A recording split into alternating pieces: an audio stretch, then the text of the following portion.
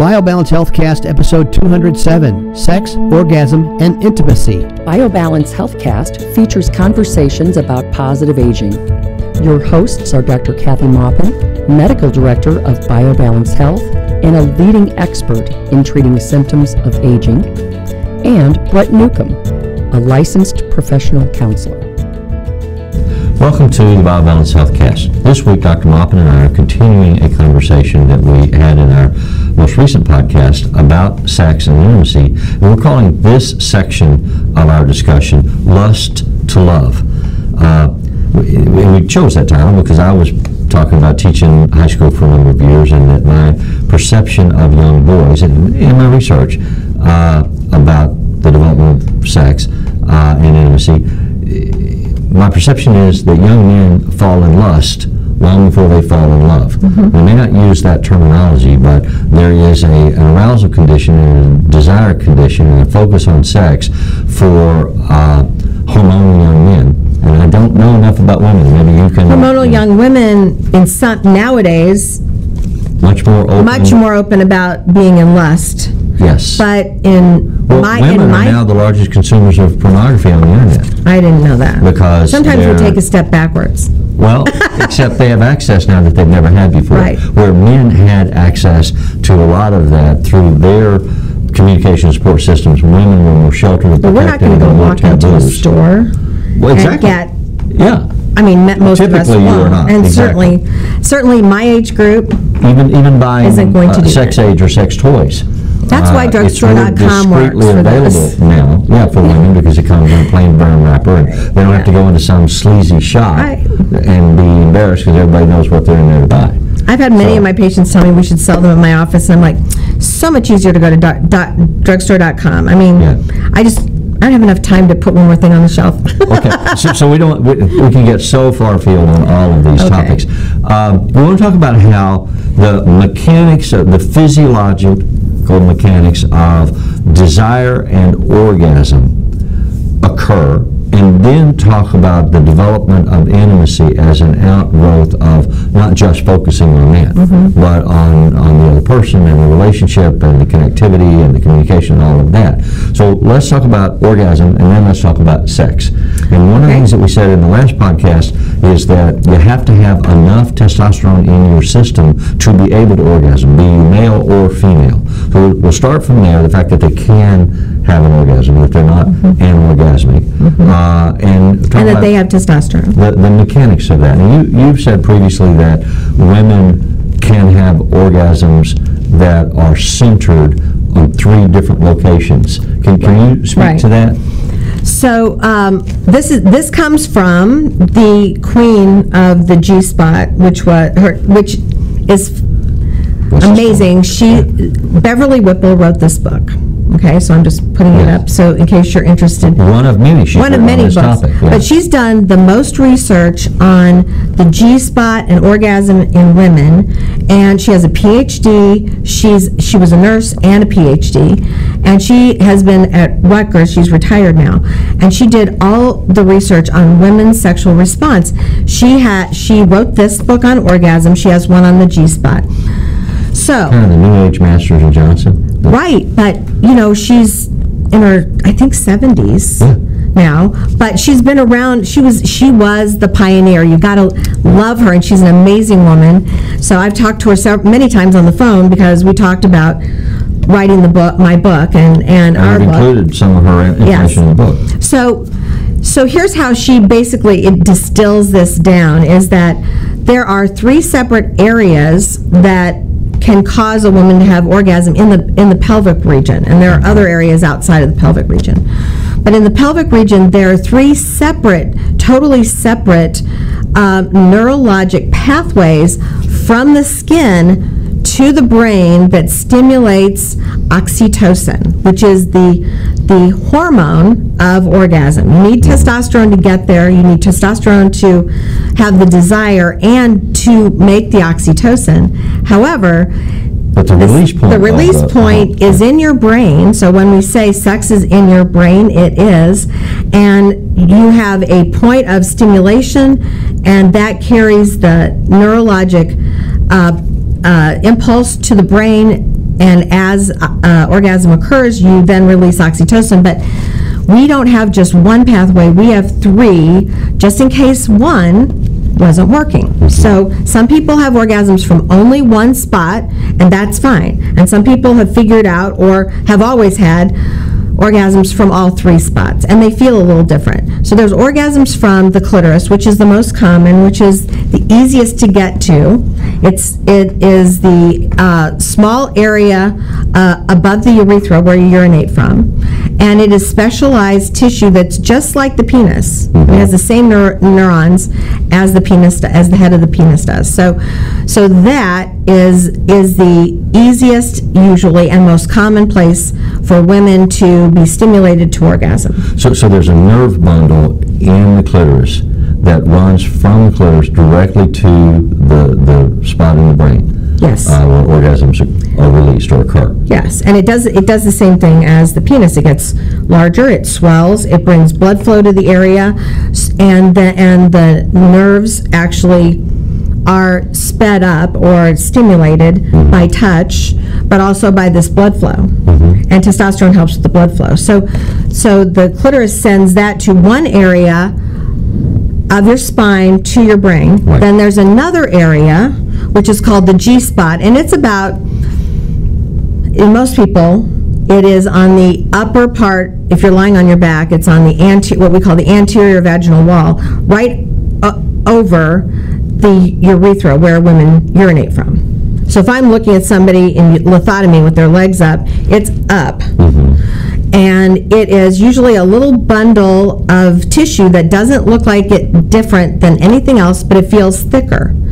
And you actually have to, when examining a patient, I would have to, she'd say, where's my G-spot? And I have to go above it all the way to the cervix and then bring my fingers down, and then I'd feel this thickness that was over the urethra, and I'd say, that's it. That's what it is. So they at least knew where to either stimulate themselves or to guide their partner to that area. So if they only are capable of orgasms from the G-spot, they have to learn the mechanical positioning that will get them there.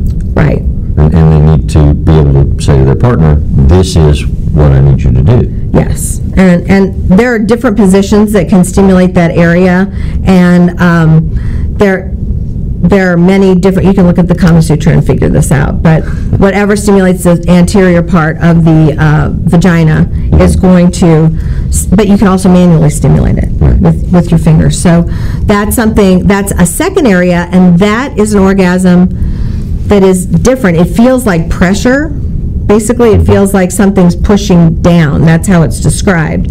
So blood flow goes to that area, and that stimulates a nerve that goes to your brain. You probably didn't want to know all this mechanics, but this is, I mean, it may take all the fun out of it, but it stimulates oxytocin in the brain as well, and in a little bit different part of the brain.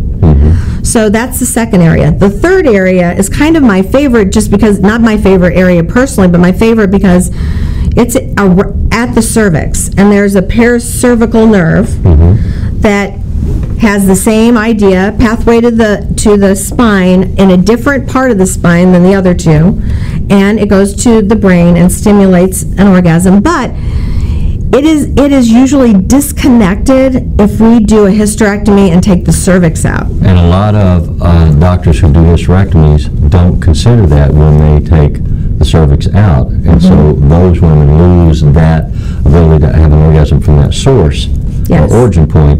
And if you're one of those women for whom that's the only origin point, you lose your ability to have orgasms.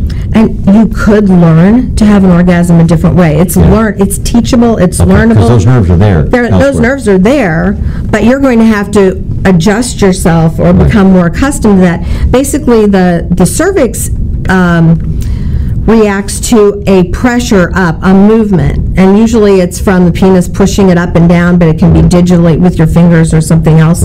But it is from the cervix moving back and forth. But it's kind of like a sighted person losing their eyesight. Their body will adapt and other senses become stronger, so those other orgasmic origin points can come online. They can. They can. But I just wouldn't want to take that away from somebody. So unless someone had cervical cancer, I would leave the cervix in. That is why I'd leave the cervix in.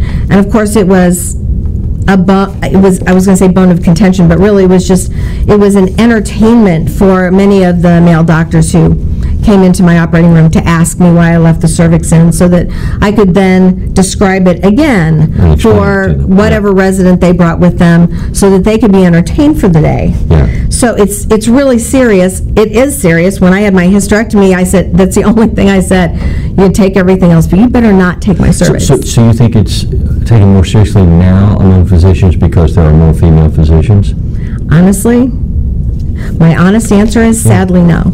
Wow. Part of that is that we're not taught a lot about sex as gynecologists. Right. Some gynecologists and urologists you would think would be totally experts on sex. We're experts on babies, we're experts on surgery, but we're not experts on sex. We are not taught that, sadly. That's a good opportunity to lead into the next component here. There is a difference between orgasm and ejaculation. And actually, you don't have to ejaculate to have an orgasm. For males, that's true, and women too. That's what I was going to say. Some women can ejaculate, and it's similar to the male ejaculation. There is a burst or a release of fluid at the timing point of orgasm. Mm-hmm. So when you talk about being multi-orgasmic, there are two sort of interpretations of that. Separate things we're talking about. Yeah, there are two separate things. One, multi-orgasmic, is a woman who can have an orgasm clitorally and G-spot and cervix all at the same time. They all go off at the same time. That's a multi-orgasm. Or you can have an orgasm, and then you can have another orgasm, and then you can have another orgasm in a sequence, both for male or female. That's true. And men usually have more of a refractory period between orgasms. Women's usually build on them, on each other. So much so that some writers actually talk about waves of increasing intensity. So they what someone might call multi-orgasmic experience might just be a succession of high points, and the whole process is called an orgasm. And not anorgasmia, orgasm. Space orgasm. One orgasm. Yeah, but it's a multi-level orgasm. So if you are blessed with this, and if you're blessed with someone who can stimulate you to that level, because it takes both. It takes the right stimulation, and it takes the ability to do this. And all the right stimulation isn't going to work if your body just isn't wired for that. Well, and orgasmically speaking, you have to have mental processing as well. I mean, there actually, many people have orgasms in their sleep. And nobody's stimulating them, they're not stimulating themselves, it's not masturbation, it's what they call nocturnal emissions for males. But and women have that as well. In your REM sleep is when that occurs. That rapid eye movement stuff, when you watch and you see somebody sleeping, maybe they're... Or when your dog's chasing a rabbit, that's REM. Exactly. So you have the capacity to have emissions that way. You also have the capacity to have emissions from focusing intensely mentally on your desire, or without any manual stimulation. But most people have both. So you are having a physical encounter, and you are mentally attuned to that, which starts to bring us into a discussion of intimacy. I don't know if we're ready to go there. We're not quite there. But that's all part of the orgasmic experience as well. Now, when Beverly did her studies, she would have women masturbate to orgasm in an MRI machine, and they would measure the the neurotransmitters that were released, or it would light up the whole back of the head. brain, the whole brain, the front, the side, the temporal, the occipital lobes, everything lit up with each orgasm. It's an amazing thing to read about and how she describes it. So it is in your head. It does make you happy. It releases endorphins, which is like an opioid that makes you feel happy. It releases serotonin, which makes you feel happy. So, and dopamine. So all three of those neurotransmitters are released and an orgasm. So she's done the